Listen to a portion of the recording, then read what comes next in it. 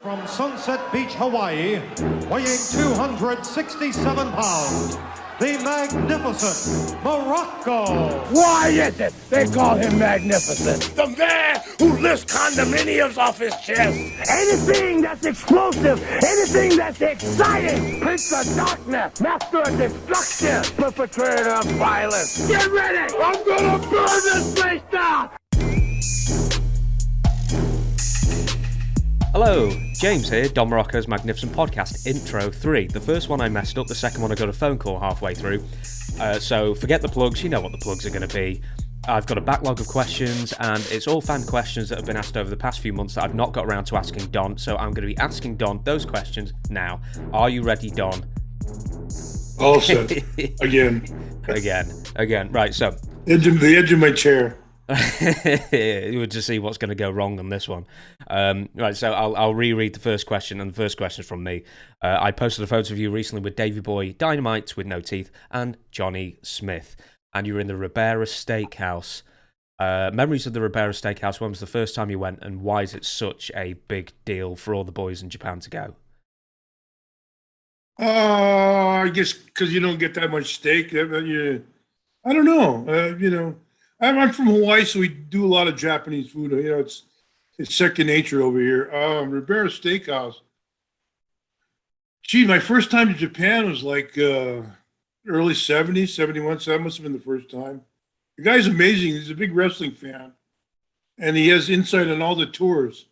And when you come through, he's got, whoever you are, your pictures and stuff behind the bar. It's not a big. When I was there, it wasn't a real big place, but for a decent price, you get steak, rice, and corn niblets, and then beer, and so other stuff. And it's what was it, 1,700 yen or something like that, $15-20. Which pretty is a cheap steak there in Japan for the guys from the United States and stuff that aren't used to the Japanese food and that type of stuff. It's a big break when you get to Tokyo and you go out. The guy he takes you there and he gives you jackets and pictures and towels and all kinds of junk. He's a big wrestling fan. He's had all the wrestlers there. Did you go around wearing your jacket as a badge of honor? Sure, yeah, of course, yeah. I still have a few of them around. All over the place, old jackets. Oh, right, because you always say that you never keep any merchandise of yours or anything, but you still have the jackets. They're upstairs. I never wear jackets here, so it's not a big call for them. But I got a couple nice ones. Like a shiny turquoise blue one and a black one. If I still have them, they're upstairs somewhere. I will guarantee if you sign those and put them up for auction, they will reach a considerable, amount, sum of money. Oh, don't let my wife hear that. Them horses need feeding. Those are for my kid, yeah. Did you ever get your meals for free in exchange for a signed photograph to go onto the wall? In Ribera or somewhere? Yeah. I don't think so. I think we always pretty much paid.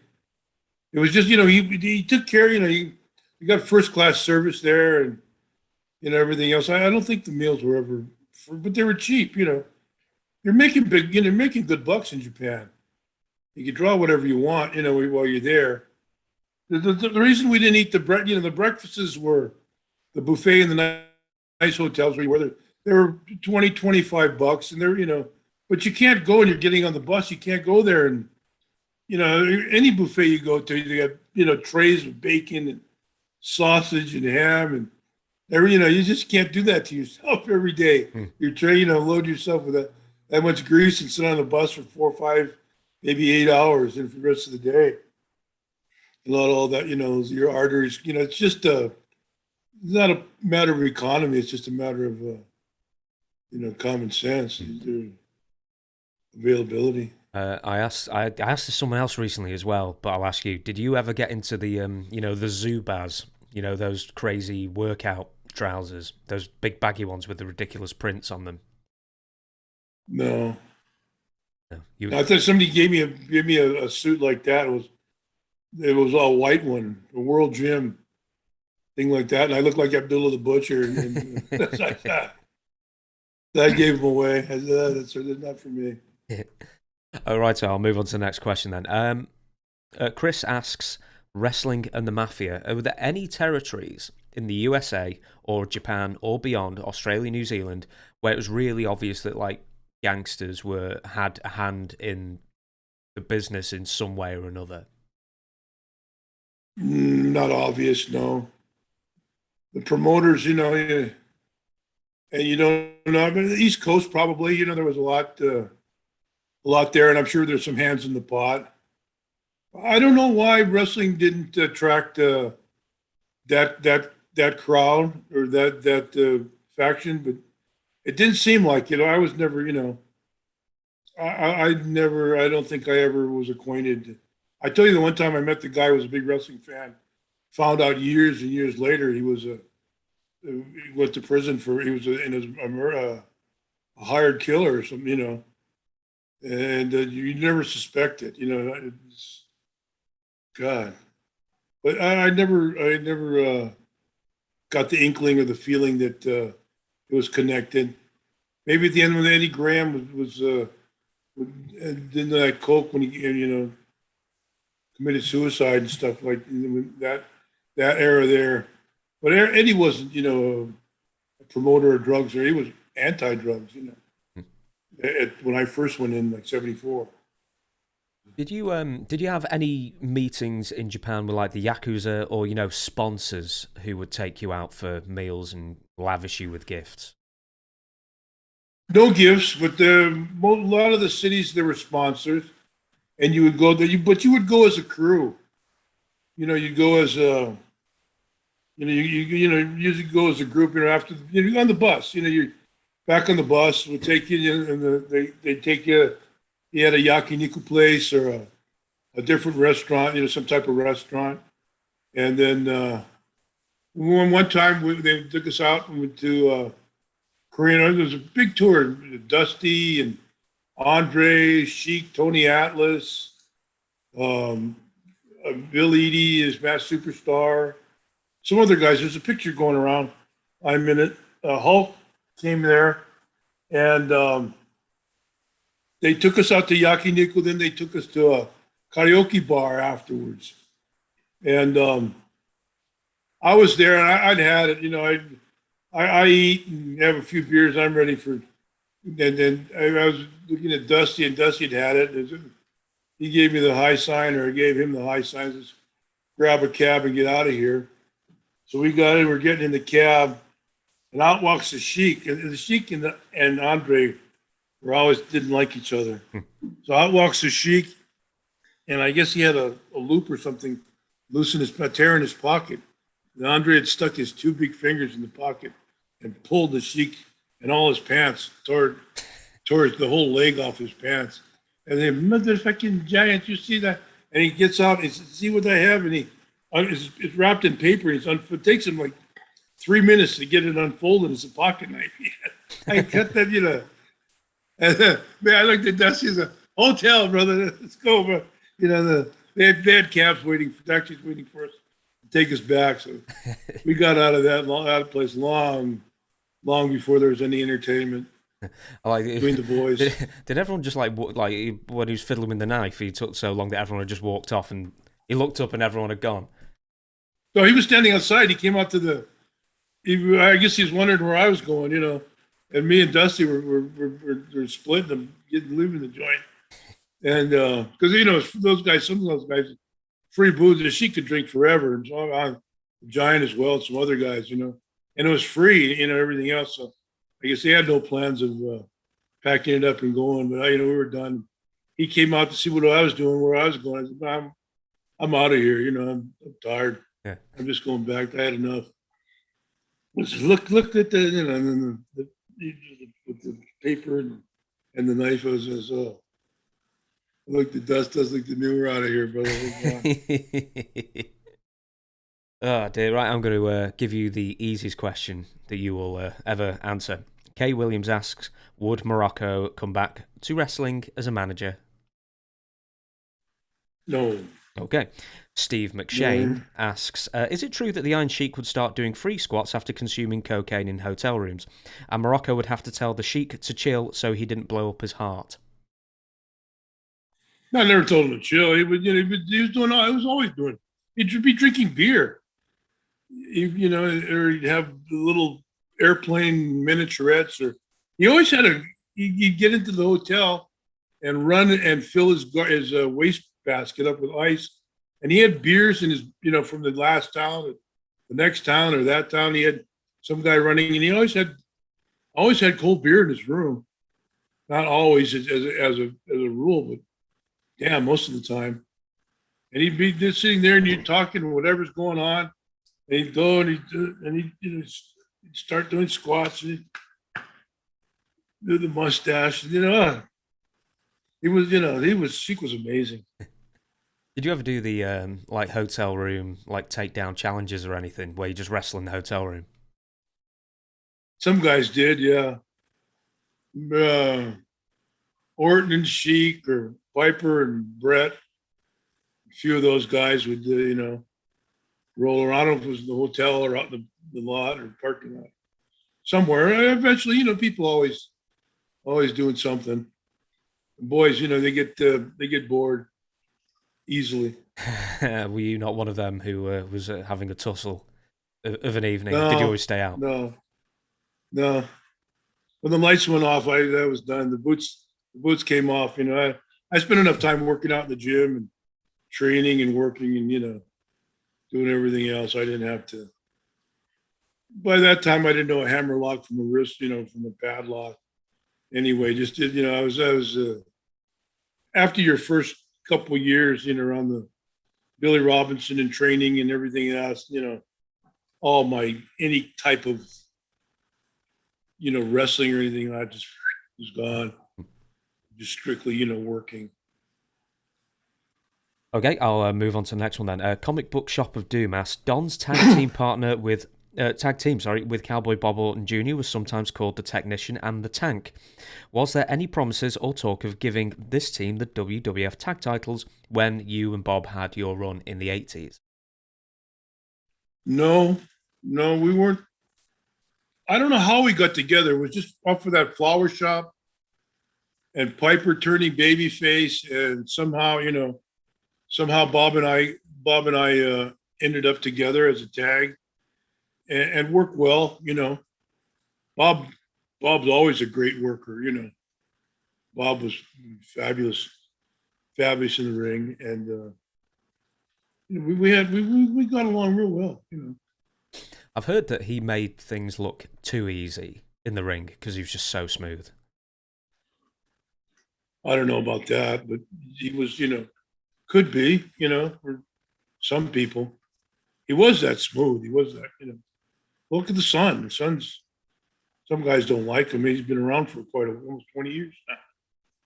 But Randy's tremendous talent. Do you remember meeting Randy? Was he ever brought on the road? I mean, I know that a lot of people used to go to Bob's house, for meals when they were in the area. Yeah, that's what I meant. He was he was young, first time. And then brother Barry, who passed away a couple of years ago, he found a sponsor. He lived in Vegas, and he had a sponsor in Vegas that was running a few shows. And I think Bob had a stomach problem, or it was something he wasn't feeling well. But he'd come out to the Vegas show. That Barry got him on that, and Honky Tonk was there. I forget who else. I remember I had Honky and a couple other guys who were on that show on those cards, and the Son was there again.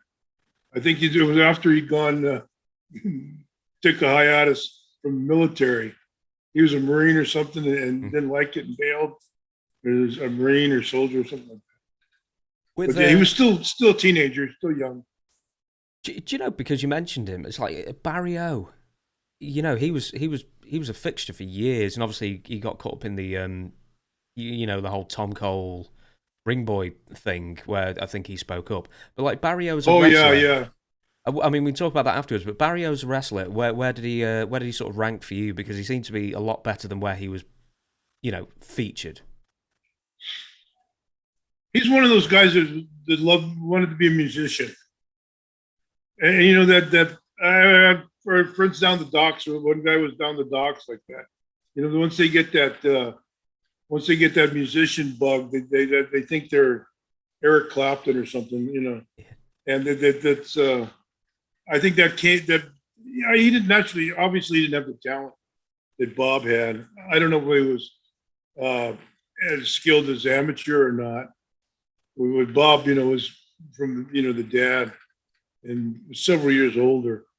So Bob had the background and everything else. I don't know if Barry had the background, but he had the curse of wanting to be a musician, and never really made the jump to professional wrestling. No, he was there for quite a long time. I understand that, and with the whole ring boy scandal. And he was one of the only people to speak up. Did he ever? I don't know if you ever really spoke to him much during your time in the WWF. What was your reaction to that whole thing and Barry's part to play in it? We knew it was going on. And guys were having problems. Jimmy Powers was a good friend of mine. I heard the story, and Roddy had gone to bat for him, but nobody knew anything for sure that wasn't hooked up. It wasn't really on the inside of everything that what was going on. They knew about Mel Phillips and kids with the feet and stuff, and they didn't know. I mean, but nobody ever. We didn't spend time with those guys. They'd get there, set up the ring, do the programs, whatever they did, the announcing, and they were in a different stratosphere than we were. They weren't in the same. They didn't travel in the same circle that the wrestlers did. So and I'd heard rumors.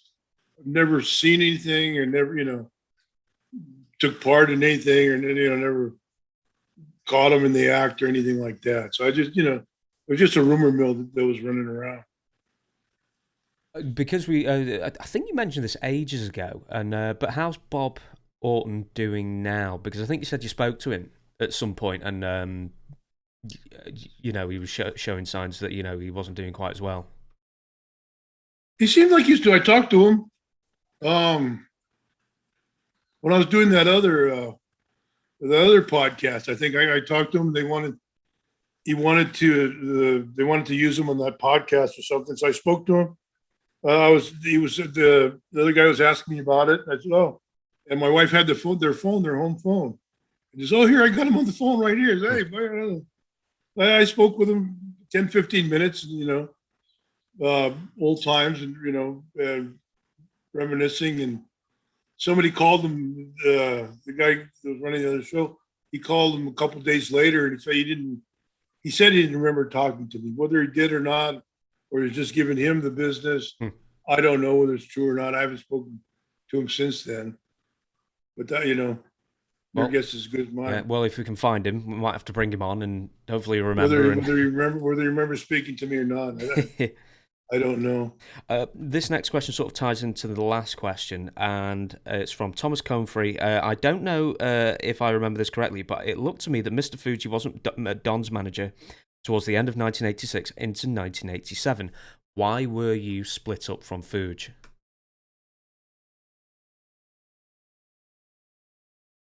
Oh, I don't know how.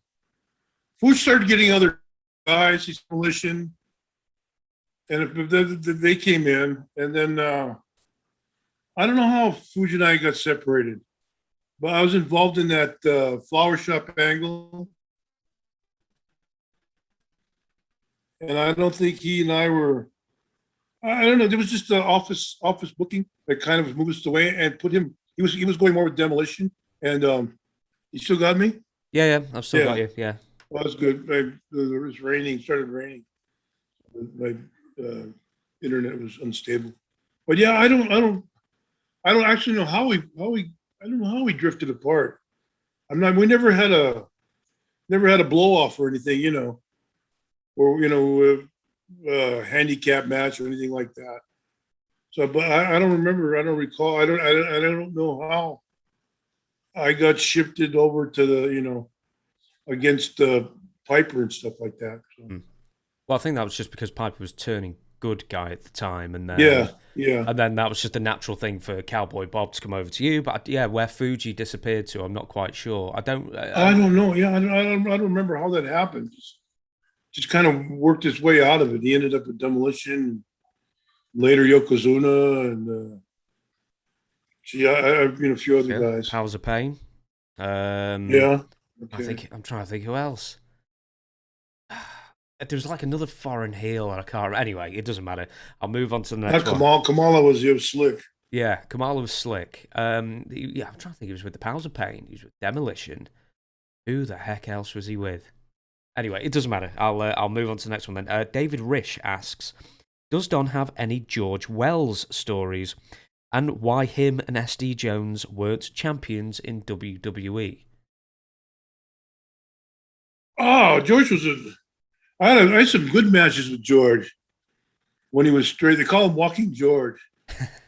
He liked the crack pipe, the pipe. He was a great athlete. I don't know. He at the time there he was the Canadian football once again. He played Canadian football and he like sacked the quarterback like 8 times or 9 times in one game and had the record. Had an all-time record there. And then he got out and he just burned himself out on the road, and family and stuff. And then as far as him and SD Jones, no, I don't think they had any problem. But George could work like hell when he wanted to, or he had somebody to lead him around and do his things. He could do a lot of high flying stuff, but you had to push him and pull it out of him. Yeah, did he not have like a lot of experience before he came to the WWF? Good deal. Yeah, he was around. He was Calgary and different places. If he wasn't, he was a natural anyway. He was a good hand. His problem was a crack pipe. That was it. Yeah. Do you remember any instance like why he was let go or anything? I mean, it seems pretty obvious why he was let go, but do you remember the last time he was, or? No. Remember a time we were coming back from someplace out of Detroit. Was me, Valentine, Beefcake, and SD Jones. And I think we're looking for a hotel room or something. This is, midnight, 1 a.m., East Lansing, coming from a city outside of Detroit somewhere where we'd been on a spot show. We've been in Detroit for a couple, and we're looking for a hotel. We didn't have a hotel because we got in late. And we're driving and a remote Howard Holiday Inn. And there was a big billboard on the side of the road in the middle of nowhere. And there was George sitting under the billboard. And then SD Jones said, "Oh, he's nuts. That man, he's crazy, man. He's crazy. he's a filthy, but his habits and stuff, with this stuff. He called him the N-word and some other, because there was SD, he could get away with it. But it was yeah. You never know where George would turn up. He would just it was do you want to come with? We offered, "You want to come with us?" He said, "No, I'm going go downtown." This is middle of the morning, He said, "I'm going downtown, look for something's going on." So that was it. That was towards the end of his run there. Yeah, he never made it out of downtown then, so we can say that safely. That's why he wasn't WWF Tag Team Champion. Yeah, for sure. Yeah. Okay, we'll go on to the next one then, and it's Steve Mash. The recent video about Rick Martel, I don't know if it was a video we put out or whoever, reminded me of an incident that happened at the Allentown tapings, and I was wondering if you were there that night. With cameras rolling, Albano had a protege in the ring, but I can't remember who. We were sitting next to the dressing room and there was a loud bang against the wall. It was so loud even Albano heard it and wandered out of the camera shot to see what the commotion was. Got to switch the papers now.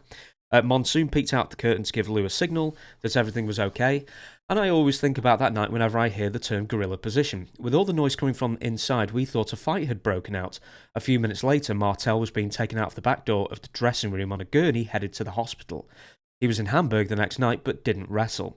We heard that he had suffered some kind of seizure. Do you remember this, or did you ever hear about it? I don't remember it. But I remember he had seizures. One time we were in the World Gym East in New Haven, Connecticut, and a couple other times. He said, "Don't mention, don't say anything about it." So nobody said, but this must have been one of those nights. I don't remember if I was there or not or what I was doing. I didn't see it at the time, but I'd seen it before when first time Kurt Hennig had come in. He came running. I was back in the locker room showering, and he's coming, God damn, yeah. Rick, he's having us. Oh yeah, don't you lay him down, he'll be all right. He hadn't taken his medication, and he just how you called him, don't say anything to the office or anything like that. And nobody did. I don't know if anybody knew about it, and probably that night might have been the night that everybody found out. A lot of that the main office found out about. Allentown was Vince Senior was still running the show then, so that had to be in Allentown night. It had to be. We're in the back and a big curtained off. Everybody was there. Guys doing the jobs, superstars, and there's 40, 50 guys in a little small area, curtained off area in the Ag Hall in Allentown, and then the crowds outside maybe held 2,500, 3,000 people at the most. And I don't remember the incident, but I know he was bothered by seizures. Yeah. So is this, do you know what caused it? Was it epilepsy or was this something else? Not exactly, no.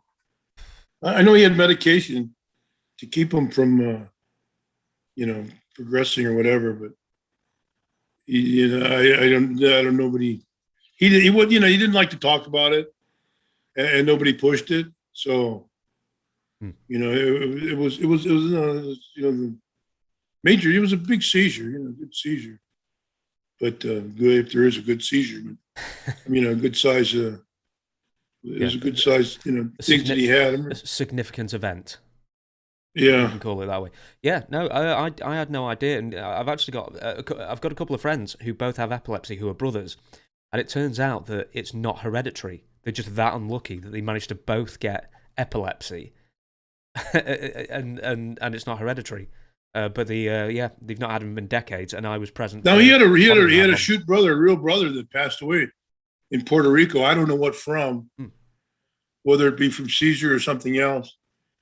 But he had a brother that also that died while we were in New York together, while we were in WWF together. The brother was in Puerto Rico. Well, he was a good guy, decent worker, everything else. Not the talent that Rick had. Rick was an exceptional talent. Good looking, good body, good worker, a lot of fire, easy to work with. Yeah, well, Puerto Rico's never been, so I gather, the safest place to be. Right. I will move on then. Robert A. Dye III. Hello, magnificent one. Hello. Long-time fan. As a matter of fact, you're in my all-time top 20 wrestlers. So you're in someone's top 20. My question is, if you had to pick one heel that you looked up to and inspired you in promos and work in your day, who would it have been, and what was your favourite era, 70s or 80s? Whoa, it's a loaded question. It is. We'll take 70s. Yeah, sorry. We'll take the second one first then. So 70s or 80s, which one did you prefer? Well, 80s are the money. So 80s is bucks. But before that, the 70s are your work. You're working. Your work was a lot more polished. A lot. Florida, Georgia. places like that, San Francisco, those areas there, and the guys you were working with, and you're a different guy every night, Florida, Briscoe, or other Briscoe, or Steve Kern, or Graham, Dusty, or Carl Cox, when I was a baby face, and I was a heel, same thing, same crew, but different story, But just all the, and it was different guy every night, just about.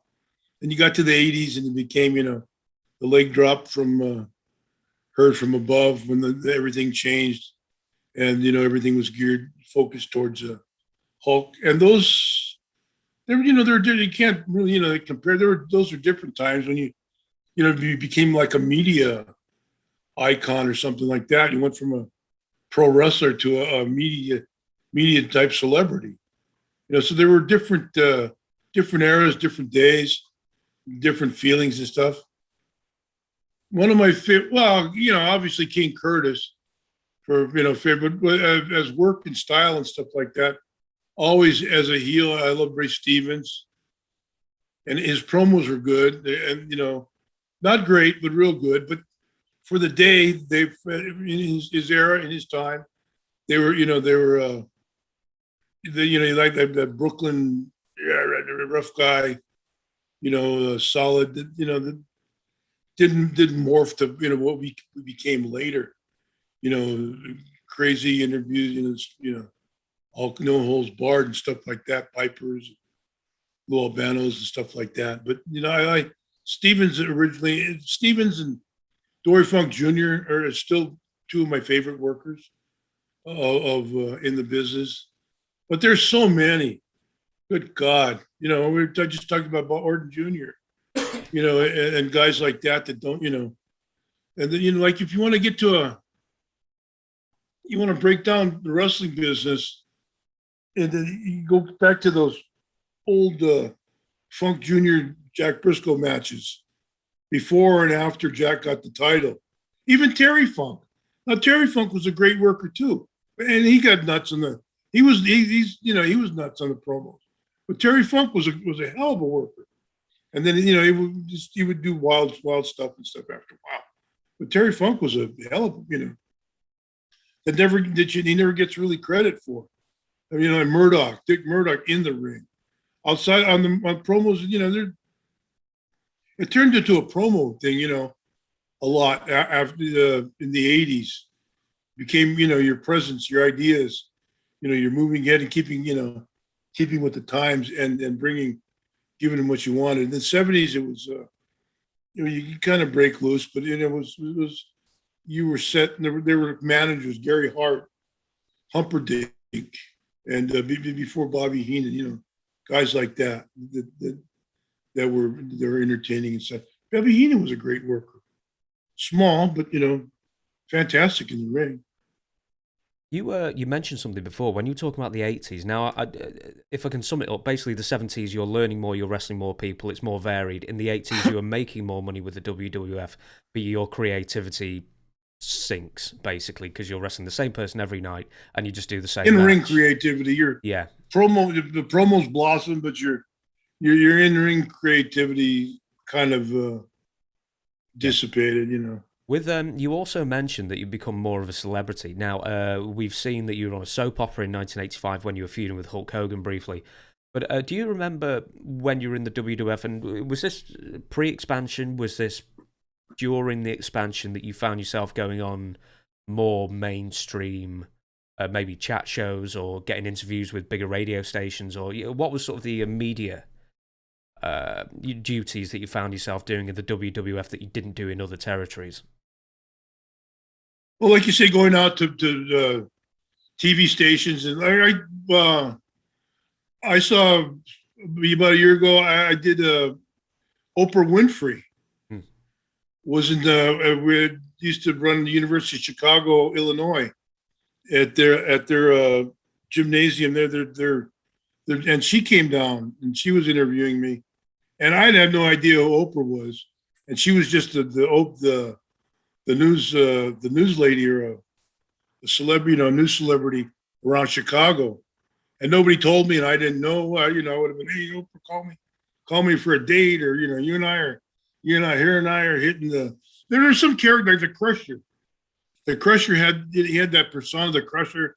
I'm going out. I'm going to do polka dancing. I got the keg of beer on my back. I'm going to be drinking beer, and he could do those, and he would carry gimmicks onto the promos. He would use visual aids and stuff. I can't remember offhand, but pickles or fans or lights or something.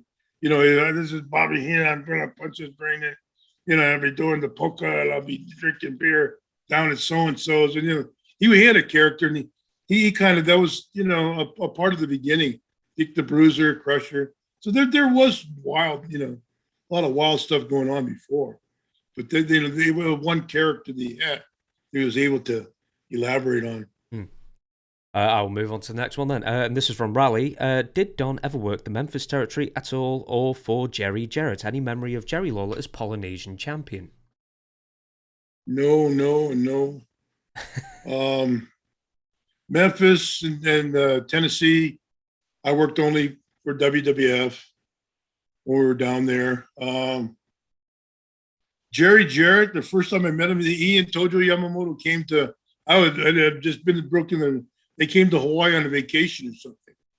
And I think I worked with him. I worked with Tojo and Jerry, I believe. And I think he was down in Florida. It was before he became a big promoter and stuff. Or maybe he was, but he was just from Tennessee, at the time. And it was before the big split and stuff. And I didn't know Lawler. I met in Georgia, in Atlanta, and I guess he was kind of like taking a break. Well, I don't know why he left Tennessee, or what the reason was, or the promotion, or what the reason, what he was actually doing there, or just trying to get a clean face to come back. And I worked with him, more than several times out of Atlanta. I liked to work with him. He was easy. I was going to say, actually, because he's always credited with having maybe like the world's best working punch. Do you even remember what his punch was like, or who would you credit that to? Who had the best punch? Dick Slater. I should say that didn't hurt, but looked like it hurt, because it's easy just to hit somebody. Slater's the one that started, and I started playing handball to get my left hand better. It was, it's hard to throw a working punch with your offhand. With your good hand, so depending your left or right-handed. The right hand is easier to control. The left hand was harder, because you're not, you're shooting it in there, So, but after the playing handball and throwing the ball with both arms from both sides and stuff, that I helped develop my left hand punch. Right, next one is from Don Chimino. Mr. Muraco, it's been said that many wrestlers refused to wrestle Abdullah the Butcher as they didn't want to participate in a bloodbath. Honky Tonk Man for one. Did you ever wrestle Abdullah? Many times. They had on Atlanta TV. They had us on that early Saturday morning show, The Dream Match, when I was the old Jack Briscoe lookalike, and I was up there in Atlanta TV, and I worked with Abdullah, and then I worked around Atlanta there for a while when Butcher was there. If you refused to work with him, you didn't want to make money, because Butcher was box office, But you had to reach a plateau, You had to reach a position in the territory to get to get return matches with Abdullah. See, there's another guy you couldn't beat, could never, he was the heel, and he could never beat you. He was that type of, it was always a bloodbath, or carry out or disqualification, some kind of crazy stuff going on with Abby. Honky Tonk refused to work with him. Okay, I don't know. He was that intended? I don't know where it was. No, I don't know. It just says in the question that apparently he did once. With Abby, I know I've said this before, we've probably brought it up. Everyone was sort of in the mould of King Curtis, but of all the, wild, crazy bloodbath match type guys who come into the territory and then leave again, was Abby the most box office, or was the maybe Bruiser Brody or somebody else who would outdraw him?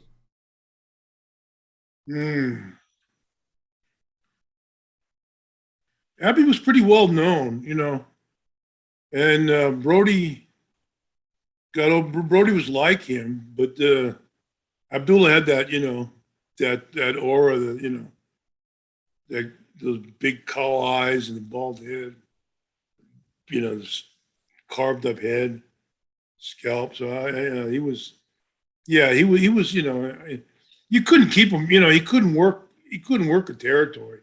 Well, he wasn't a Buddy Colt, that's for sure. That you go from one belt to the next. Put over 3-4 baby faces, finally drop the title, and go from the Florida champion to the Southern champion to the TV, and keep yourself. Probably Buddy probably never beat anybody either. Buddy was complete, good-looking guy, great body, great worker, great heat.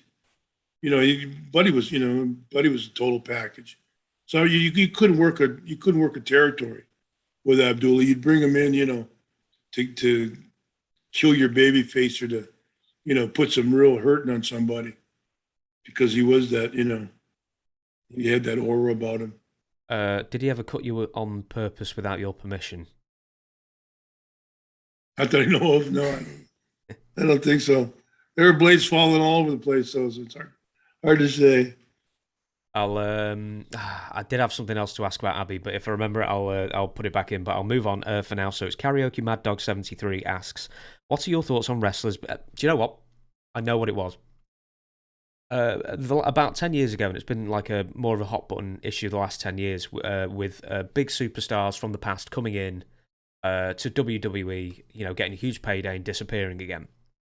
Were there any people who were annoyed when you do a big show and then you bring in Abbey or Andre and basically they get paid a huge amount? And was there anybody like grumbling that they built the house and then the big stars come in and then take a big payday? Sure, yeah. Well, the WrestleMania, the Aretha Franklin and Liberace and, just all these, a whole cast of people that had nothing to do with wrestling, that Vince, rounded up to get together to, as celebrities to bring wrestling out of what people saw it as into, another life, what he was trying to create. But what if it was like maybe Dusty coming in for a big Mid-South show, just for one shot, and he'd be in the main event? No, it didn't happen. It didn't happen a lot in up in WWF, because you had your guy Bruno might come in.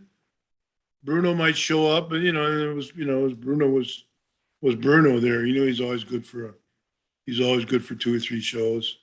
Now he wouldn't work. He wouldn't go on the road anyway. I know Dusty came up when Superstar. Billy Graham had the belt, and they worked around a few shows with Superstar. This is in the 70s when Billy first got the strap. He and Dusty were close, and people say one stole promos from the other, but they both had their own rap, at the same time, I'll move on then, and I'll finally get to the next question. Karaoke But Mad it Dog happened. 73. It happened. Yeah. What's your Karaoke Mad Dog 73? What are your thoughts on wrestlers being signed when they have no prior experience?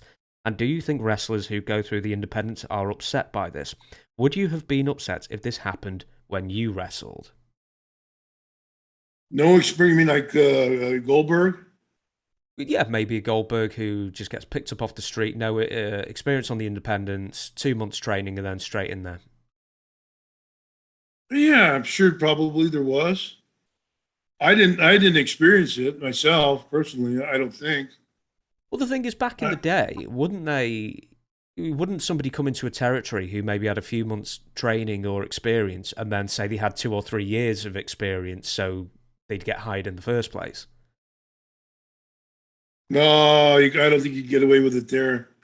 They had no independence, nothing. When you went from promoter to promoter, and all those promoters were all tight knit, So there was no, there might be, there might have been a guy that came, a family member or something like that, but they were all workers. They were always all around the business forever, like the Fuller brothers or Robert and Ronald Fuller, or, those guys. But they were workers from when they were little Cuban kids, from Pensacola and Alabama and Florida. They've been on the circuit for years. So I don't know.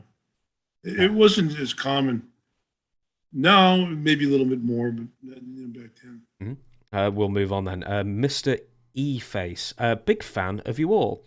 I keep hearing great things about Bronco Lubitsch from many wrestling legends. Any Bronco stories? Thanks for the videos. No. He was a referee in Dallas by the time I got there, and he pretty much just carried finishes and drove guys around. He charged trans. They used to charge transportation. To call it transportation money. I guess it was like 4 or 5 cents a mile on to the trips and stuff. He'd ride with him, and he knew his way around the territory and stuff. And he was a referee by then, so I didn't know. He was in Florida when years before.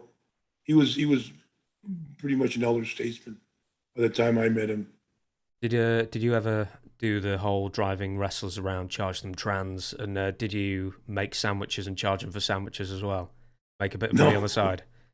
No.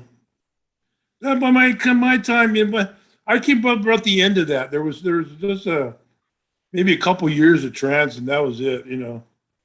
After that, you buy the beer or something. It was, after 2-3 years, I was into the business. That was over with. But Tally Hole told me before I went on the road, he says, don't forget you have the guy you're riding with the trans. There's trans. You pay so much. And that was from his day. And still, like my first show, I went down from Vancouver to Portland for Portland TV. First night, and I was Bulldog Bob Brown. So I remember, I don't know, Tally Hole, what's trans? So he said, oh, no, Don Owens picked up the trans for it's okay. And in Vancouver. Then I got a little VW and a few guys, but it wasn't, AWM and Joe Turco was in there and a couple guys, but it wasn't, it was over with by then. A couple of years I into the business. Next question, John Wiretrack. Any stories about Carl Cox in Florida in the 70s? Just good guy, it was a solid worker. He was came in, he was the heel. I worked with him, cut me up, got all bloody. Went away, came back a year or so later, and he was a baby face. And I remember one time we were in Orlando. And Jimmy Garvin himself, somebody I forget exactly it was a tag team match, and I think it was me. No, it wasn't Nikolai Manny Fernandez. I think Leroy Brown or somebody. I don't know. We're in the tent. We had great Florida up in Orlando, the Eddie Graham Memorial Arena. It was a converted rodeo ranch, and we had great heat up there. I was really hot as a heel, and I remember Cox was one of the baby faces, and somebody else, and that they'd had it. We murdering some guy, and they started to come over they started to come in the ring, and as a heel, you're his. You don't want to hit it, because you're the one that's gonna get sued. If anything else, everybody heels are kind of, Cox is dropping him off the apron. It just, he's one of those little 6-inch punchers, and the ball-headed old guy, he put him down. He was a good man. KKK, he was a good guy. I remember he came and visited when WWF went into Houston, and he had a job. He was a prison guard. And I was one of the few guys that knew him from, around Florida. And, and we were talking, and he was in the back with and he had been in charge of some guy that was, threw a bomb or a fire bomb into a nightclub. He killed a bunch of people. And he said, yeah, and he was telling, stories about, he knew about, and he talked to that guy. I think it was, I don't know. I want to get into nationalities now anyway. But, he would, he was a rugged old guy. Didn't not a flying, not moving around. Not any, always up in the sky talking to somebody in the ceiling, like he was a crazy guy. And I remember, what the hell? Somebody was chasing him with a motorcycle or something and giving him a hard time. They passed the motorcycle there. So then they got in front of the motorcycle. The guy was buzzing their car and he just slammed on the brakes. The guy had the bike, the big bike, had to slam on his, and he rolled off into a field there. I had the story. I wasn't there. A lot of stories I wasn't just there. I believe it's true. And Carl always carried a 38 with him. The guy was out in the middle of the field. Boom, boom. He put off about 3-4 shots over the guy's head, and the guy went running out into the cornfield somewhere. That was KKK. Was he friends with King Curtis? Because I don't know if he was part of the crew. Yeah, he was down with Australia. He had a good big run. He had a big. He was a big card in Australia, and everywhere he went, he seemed to get over. In his later years, I don't know how he was when he was young, but when I was, I remember the Curtis and Mark talking about him in Australia and other places. He was, he drew you money.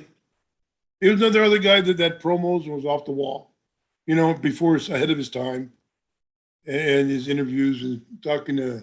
He had the guy. He had some name, Elmer or something, Uncle something up in the Raptors that he would talk to, and they would stop and in the middle of the match, and he'd look up and start talking to the guy.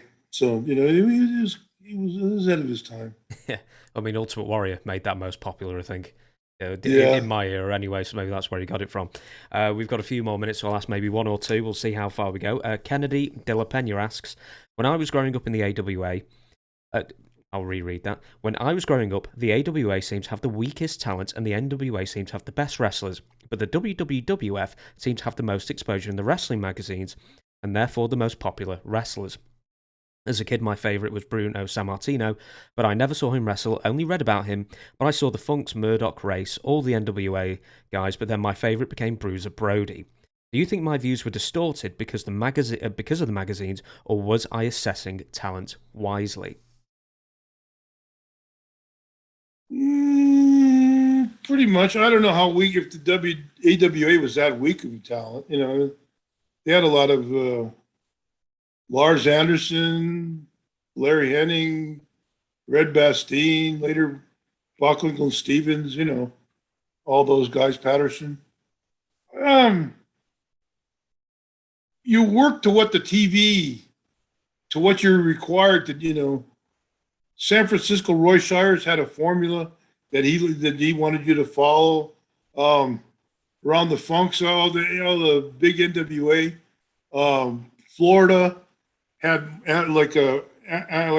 seemed like an amateur background type of thing. Yet the other guys, the guys that are carrying the top were Malenko and Dusty and guys like that. That weren't.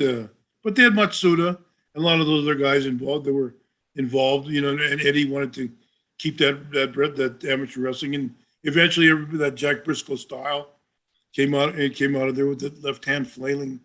Eddie and stuff like that. So,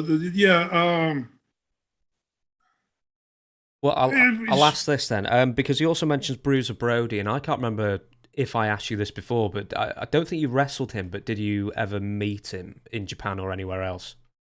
No. Never crossed paths with him. Heard of him. I didn't hear any, never. All the boys seemed to like him and seemed to, I was,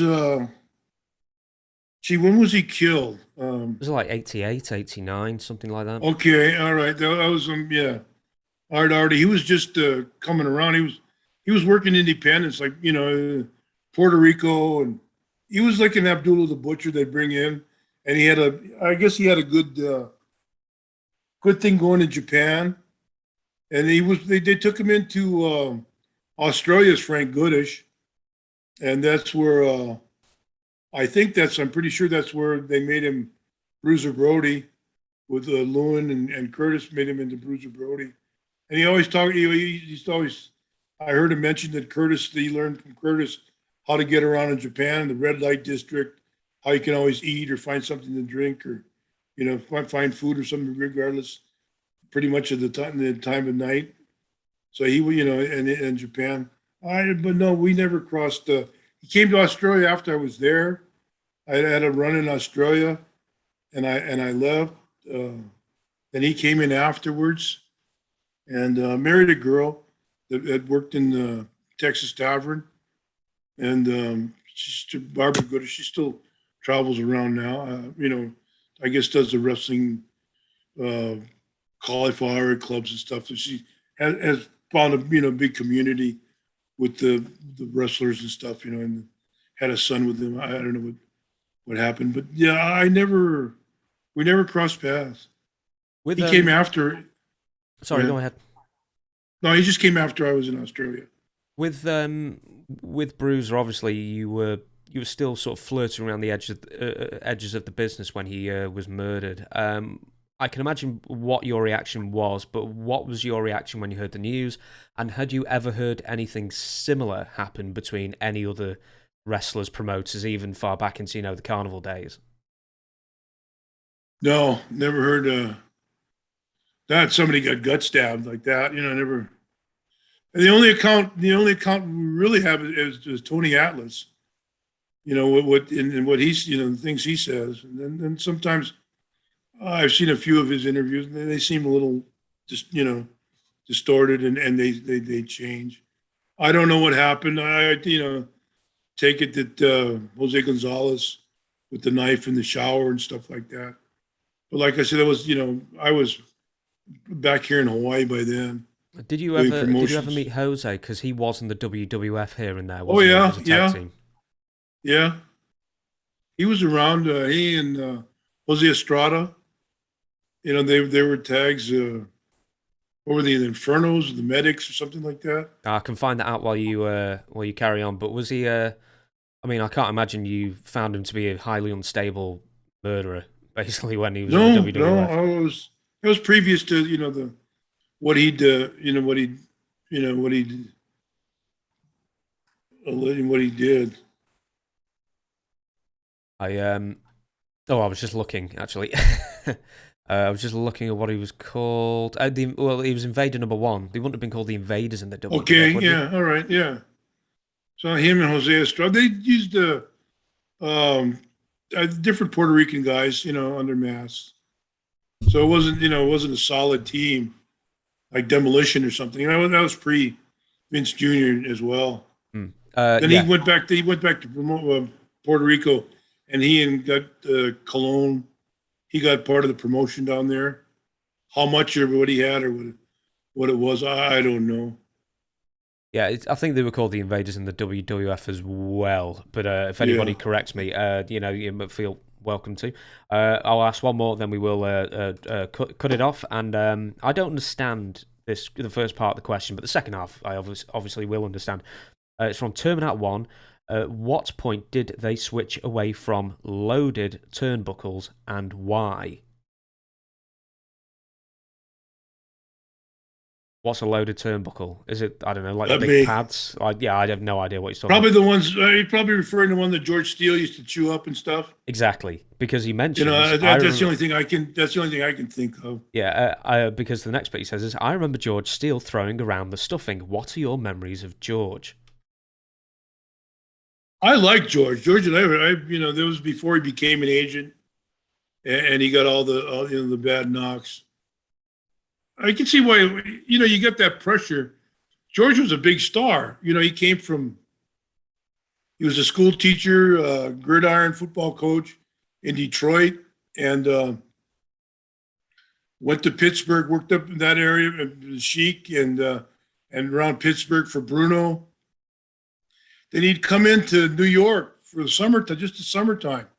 3 months is, every other's, he'd walk away with, gee, what kind of money, probably 50, 100 grand for this, 50 grand, 75 grand for the summer. Big money in those days, And then when he came in, was he, we were heels together. I remember we rode back from Washington, D.C., back to New Haven one night. We were both living I had an apartment in New Haven, and he was staying in a motel up there. And we hit every bar on the way back from D.C. back to New Haven. And you go into a place, I was well known. I was pretty well recognizable from TV. I was on TV a lot.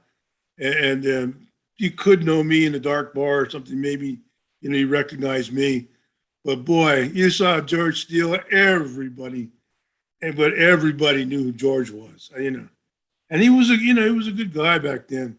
I heard Bret Hart speak about him and different guys. I could see how the pressure of being in the office and trying to be an agent and, trying to get along with the guys and stuff like that, and the pressure that Vince put on him that turned him into whatever he was when he was an agent. When I knew him, he was a hell of a guy. Something changed. I don't know. Can you talk about his character before he became, the wacky animal, 84, 85 onwards? How did it differ from the more lovable George? He, I guess before our time, he wasn't doing. He would do interviews and stuff. I never, really heard him do an interview. He'd have a man. But by the time I was there, he had managers and stuff. I was a heel. I was a heel until and he turned from heel to babyface.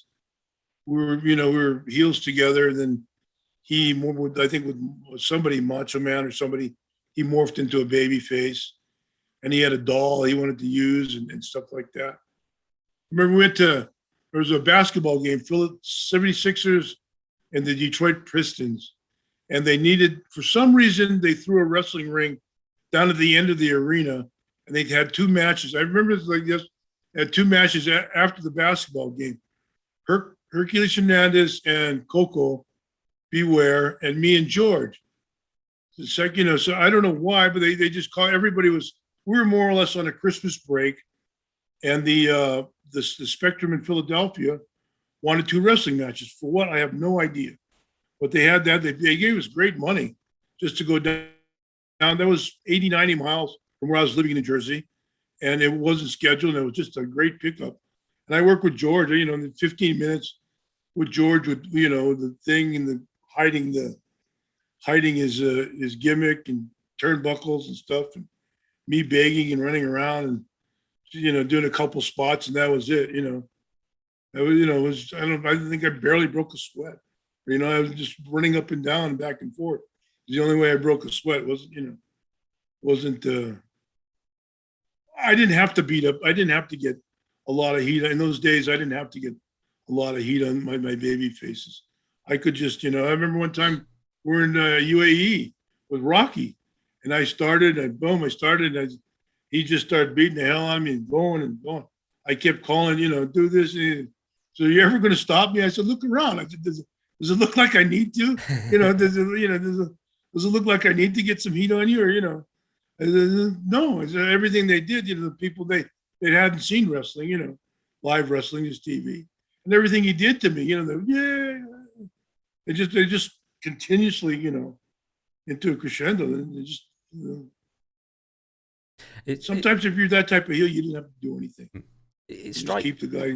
It strikes me that certain guys like you and George, when the national expansion was happening and the TNT show came on, I think in 1984, the guys like you and Fuji and George, who just had nothing against just like going over the top, making fun of yourselves, having a laugh at yourself, not taking yourself too seriously, and just being more wild and more outlandish. They were the guys who really thrived under Vince McMahon Jr.